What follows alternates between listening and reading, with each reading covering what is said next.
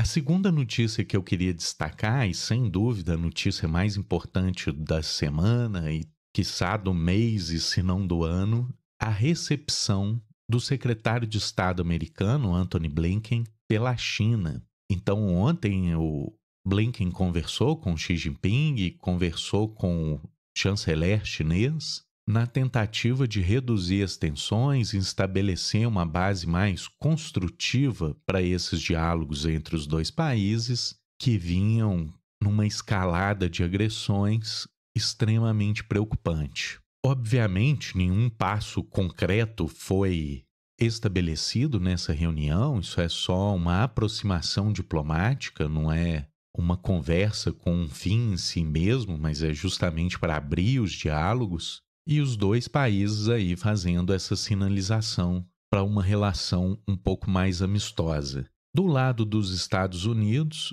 o Antony Blinken, do lado dos Estados Unidos, o Antony Blinken se comprometeu a não apoiar a independência de Taiwan, o que é um dos pontos centrais dessa divergência entre os dois países e que, na verdade, nem deveria ser um ponto de discórdia tão profundo, já que os Estados Unidos não reconhece Taiwan como um país independente. Um outro ponto a se destacar dessa conversa é que a China continua recusando conversas militares com os Estados Unidos, nesse indicativo de que a base dos diálogos deve ser a diplomacia e não as operações militares de constrangimento e pressão, como tem sido tentado pelos Estados Unidos. Então a China abriu suas portas, recebeu o secretário de Estado americano, saiu com uma promessa de um encontro entre o Xi Jinping e o Biden ainda esse ano,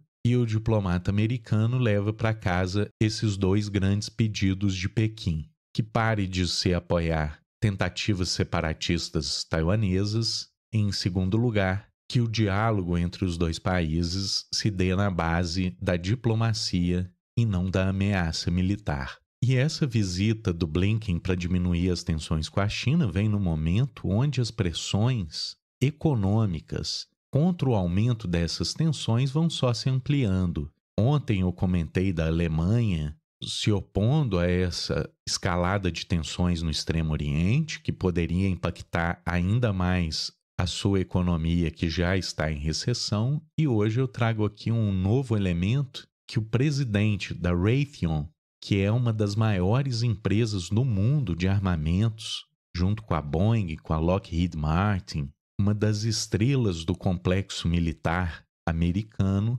falando que não vai abandonar os laços com a China, justamente porque a China é um grande comprador, é um grande fornecedor de outros equipamentos do outro lado. Então, mesmo que ele seja obrigado pela diplomacia a reduzir essas interações com a China, o corte completo poderia ser catastrófico para a empresa, que perderia acesso a um dos maiores mercados consumidores do mundo e, do outro lado, perderia acesso a insumos fundamentais para a manufatura desses produtos e equipamentos militares pela empresa. Portanto, mais uma vez, eu acho que vai se consolidando essa visão de que não é hora dos Estados Unidos querer abrir uma nova frente de combate com a China no Extremo Oriente, porque a China, sendo uma potência industrial como ela se tornou nas últimas décadas, o esquentamento dessa relação traria, sem dúvidas,